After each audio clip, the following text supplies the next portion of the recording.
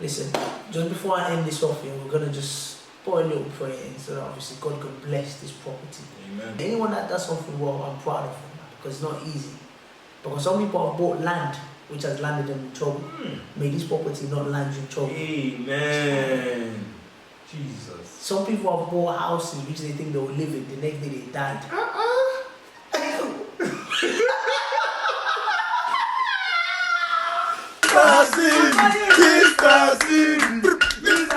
Hey, listen, it's your boy Mr. CV. Today's a very, very special day.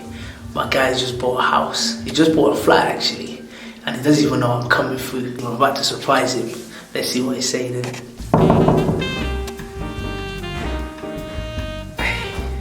2,000 years later.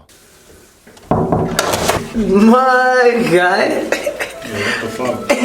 My guy. What's up? Hey. You recording? Hey. Listen, bro. What are you saying, man? Big man himself. Bro. Huh? Big man himself. Hey. What's up? Landlord. Thank God, man. We thank God. Landlord or landlady? Which one? Father. Yes, big man. How you feeling, man? I'm good, man. Hey, proud of you still, man. Thank you. Hey, proud of you, man. Listen, obviously you just moved in, so you're still getting a bit of the furniture and everything, so not everything is there yet. Don't envy us or don't envy him, because at the end of the day, this is just a way to inspire other people to show you that it can be done. We're going to talk about how you can also buy a property as well, and obviously he's going to give us his knowledge. I'm going to give you some of my knowledge as well that I know. Obviously I'm just using this as an inspiration as well, because obviously if he's managed to do it, it shows I can do it as well. Last year I did a video with him about his business with the NHS, and the business is going well. But let me get him to talk about that business quick part before we do a little tour. It's been a year now, man, since the business. How's the business going anyway? Yo, man, we thank God. Business is going well. Ups and downs, lots of ups and downs, but you know. Yeah. What's the biggest challenge about the business? Because The biggest challenge I would say is the unpredictability. You know, you can't predict what the government are going to say tomorrow regarding PPE, or you can't predict what's going to happen with COVID protocols and whatnot. And also in regards to the business as well, in regards to government contracts, you don't know which council is going to be forthcoming or which is not. So you just kind of have to take that gamble. So that's what I'm finding right now. First part, let's just have a little tour of the property as well so they can see. How much is the property actually? £390. Not £390, it's £390,000. But you know what? Don't let the price scare you. You can also do it as well. Come show us around, man. Sir. Yes, man. So this is the guest bathroom, toilet, sink, bathtub, I guess. Yeah. Hasn't been used yet, but hopefully it doesn't get used too much. This is my room. This is the master room where the magic happens. It's still, you know, I'm still waiting on some furniture to be added in. I'm still waiting on my bed. Still waiting for some things to be put up, but nonetheless, the bedroom. This is the ensuite. This is the shower room. Sweet. Still waiting for a few pieces here, but yeah, this is my guy is living life, man. I'm trying to be like Mr. CV. Nah.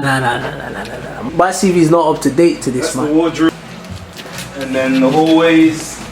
Look at that, big man. All right.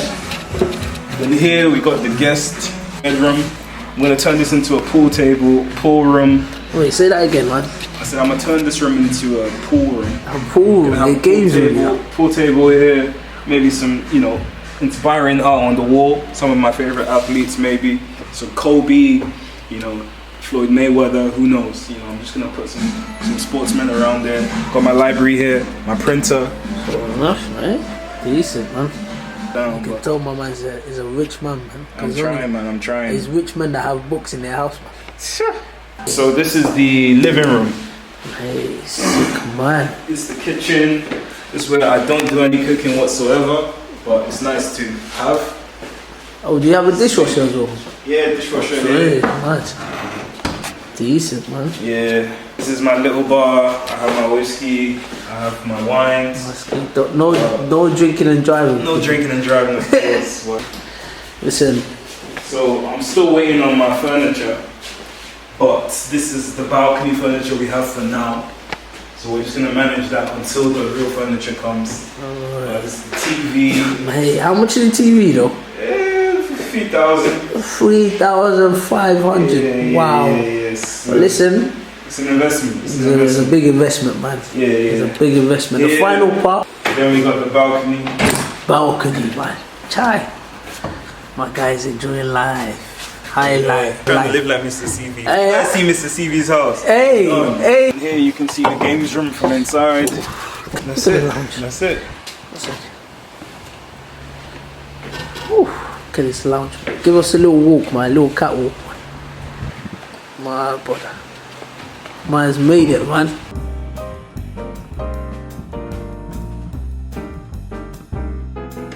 I'm about to have a little conversation with my guy about obviously getting into property and stuff, because I really want to know why he was looking forward to getting into properties and obviously getting his flat, not just his flat, his mansion, because sometimes we just call it a flat. Well, it's not a flat, it's a mansion coming from where we've come from. Amen. So this is just beginning of something huge. Amen. We're gonna look for adjectives to describe. Beginning of something enormous. Amen. Beginning of something gigantic. I claim it, bro. Beginning of something fantabulous. Amen. Beginning of something fantastic. Alright, listen, that's enough. Okay, let's get into it, man. Here's my guy. He gives me inspiration. I hope I inspire him as well. But this is something big. This is something huge. But for me, on my channel, I want to make the impossible possible. So I want to make people believe that you can achieve anything as long as you put your mind into it. But let's talk about, why was you eager or keen to get into property? I feel like it was a milestone I always had, that I wanted to kind of just live in my own place that I own. And to be honest, when I had my car, I had my business, it just seemed like the next option, the next thing to do. So, and I also think it's important to be able to get onto the property ladder, because if you ever want a loan or anything in the future, you can use that property as leverage to say, oh, I need $300,000. You can say, oh, I'm gonna put my mortgage, I'm gonna put my property. So it's also a nice chip to have in your back pocket. And in terms of getting into property, what was the way that you got into the property itself? Was it just something people told you about? How did you even discover information about getting into property? I mean, I spent a lot of time talking to my accountant, talking to different mortgage advisors, talking to everyone who knows everything about property. I spoke to Mr. CV a few times. He came down to my office. We had a long talk about different options as well. So I left no stone unturned. I literally explored every option in terms of buying a property, and I figured out what was the best option for me. I was just asking lots of people on YouTube. A guy called Samuel Leeds, he's quite good. Another guy called Grant Cardone, but he's American. But Samuel Leeds is like the UK version of that. So I was a novice, man. I didn't know anything about it. My accountant, she just bought property, so she was giving me a lot of advice. And asking people. You see? And listen, I will have a property of my own, but obviously this is the beginning of him having a property. But obviously he's inspired me, because obviously I'll be looking to get my own as well.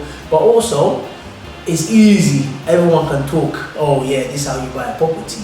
But until you actually find someone that's already been in there. Yeah, exactly. So when he's been in there, he's only 26. You might be 26 or even younger, and you can do it. But also, in terms of getting into property, because in terms of the deposit and stuff, how do you manage to get the finances? I was a different case because I'm registered as self-employed. Because of the business that I run, I'm employed by myself. So when it comes to getting a mortgage, they want to see 3 months pay slip. And because I employ myself, I can put whatever I want on that pay slip. So because of that, I had to show 3 years of business accounts. And my business, for the first 3 years, we made £0. And then in the 4th year, we made a good amount of money. So to any lender, they were looking at our portfolio and saying, look, that based on averages, for the most part, you've lost money. So you're high risk, because they don't know if next year's going to be successful or not. So because of that, I was able to get a mortgage because of the amount that I made last year. but because they don't know if it's something I can continue, I had a very high interest rate of 4.7% when an average is meant to be like 1.5 or something like that. So yes, that's how I managed to get a mortgage by using my business account. That's also another way. We're gonna go into different ways of getting into properties. But also, I just wanted to touch on what he said. His way was a rare way because he had a business. But even if you don't have a business, that doesn't mean you still can't get a property. I'm just gonna tell you a few of my knowledge of ways you can. I've done the maths actually. An average person in London earns about, let's say, 22 to 25,000 pounds a year. So if you're taking out rent from that, rent is about 700 pounds a month. So, which leaves you in a year, that leaves you about, let's say, 15,000 pounds, 17,000 pounds. So if you have 15, 17,000 pounds, let's say you remove food and stuff, you have maybe 10,000 pounds left.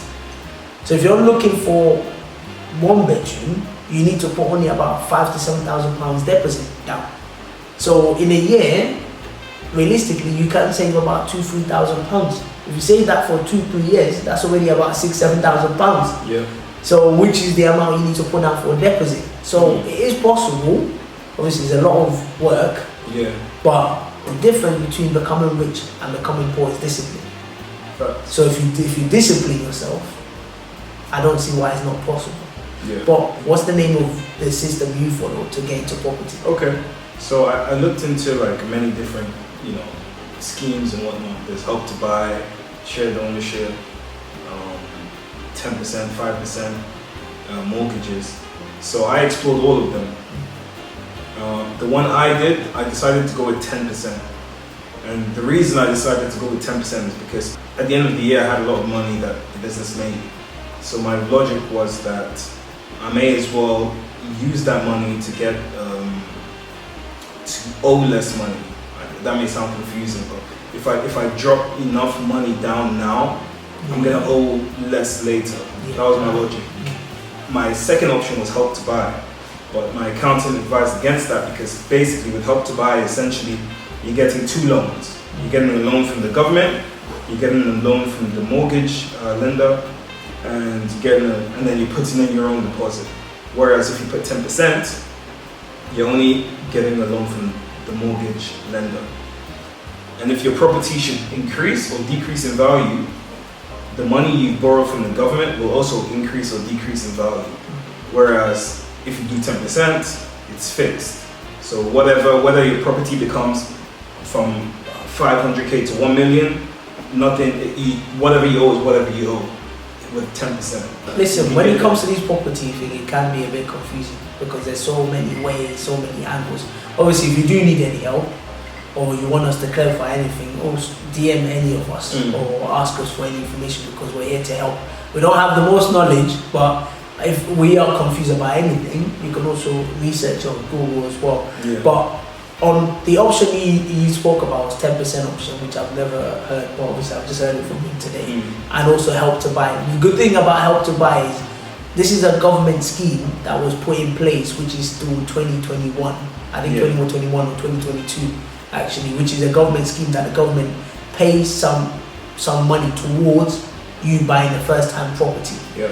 And this is a scheme which allows people like myself, himself, and others that don't have as much income or as much finances as people that do.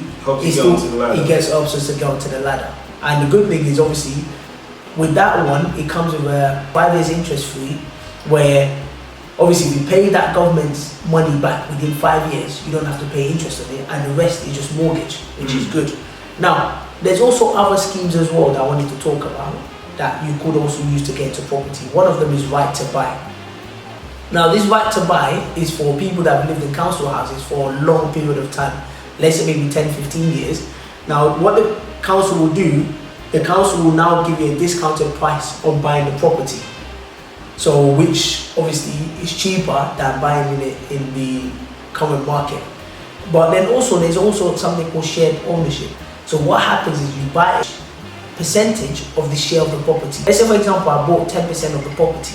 There's still 90% left. So on that 10% ownership, you might pay maybe like just certain amount of deposit onto that 10% ownership, and then the 90% is what the council own or our housing association owns, and then you pay rent on that remaining part that you don't own. But the more you buy the share of the council or the housing association, the more your rent drops and your mortgage goes up. So like I said, it can get a lot confusing. But if you now can't go through any of these schemes, there's also an option of living in a boat. And I know living in a boat might not sound interesting, but there's some good points about it because I've looked at it.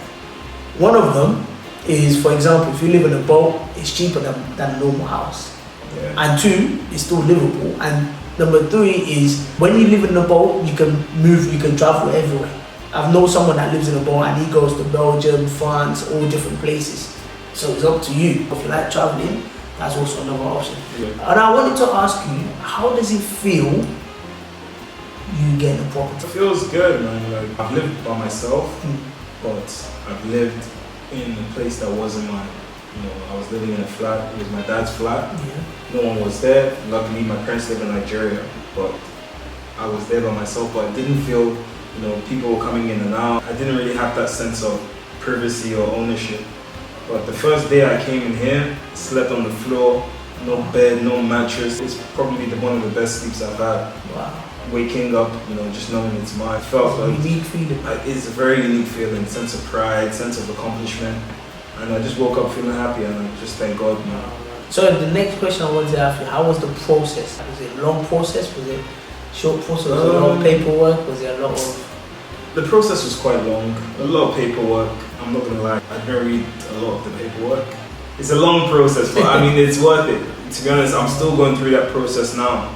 They haven't sorted out my freaking parking, so I have to, you know, park elsewhere and all sorts. I'm having to sign all kinds of documents, all this council tax. It's a lot, but I'm not gonna lie, for that feeling that I got when I stepped on, you know, it's worth it. You have to pay your dues in everything you do, and this is the way I look at it, paying my dues. Wow, listen, I've heard from people that it can be a long process because obviously these things, there's a lot of paperwork.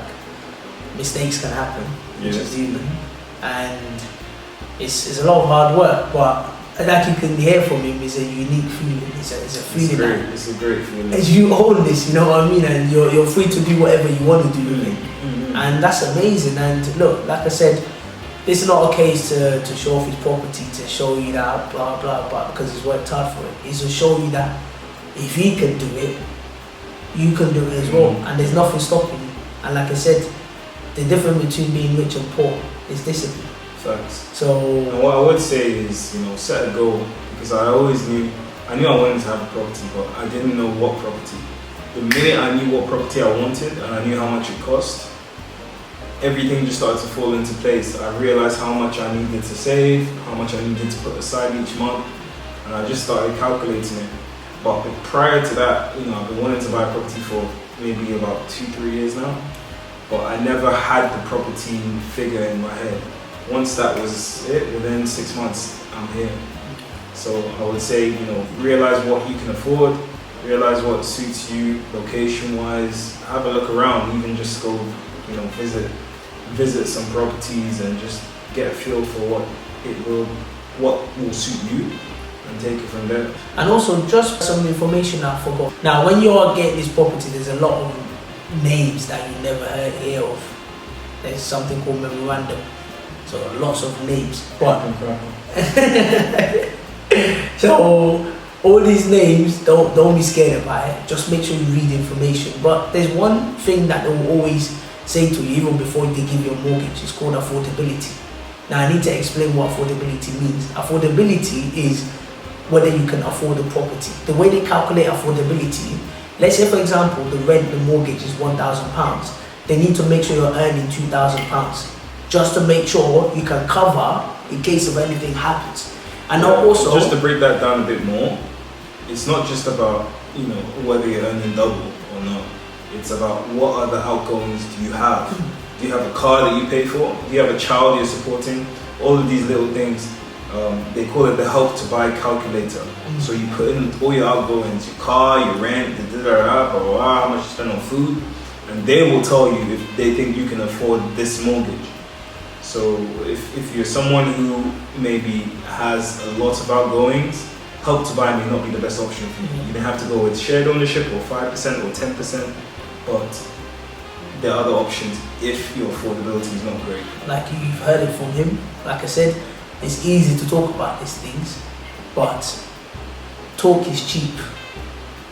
We want to see action. And I'm sure if you've seen action, I can sit here and read what's on Google for you, but until it's actually been put into action like this, it's all pointless. So look, it's your boy Mr. CV. He's your boy. He's your boy. It's your boy Mr. CV. Look, I hope you enjoyed this video. I hope it inspires you to be able to achieve great things. Just because he's bought property at 26 doesn't mean you should feel under pressure. Don't let anybody put you under pressure. Because the person that's put you under pressure that you think is doing well might not even be doing better than you. So don't let anybody put you under pressure. This is just something that you also can achieve. Don't hear big numbers that property is worth 400,000, 600,000 and put you off. Don't allow that to happen. If you believe, you can achieve. For that reason, I'll leave it at that. It's your boy Mr. CV. Have a nice day and enjoy whatever you're doing, man.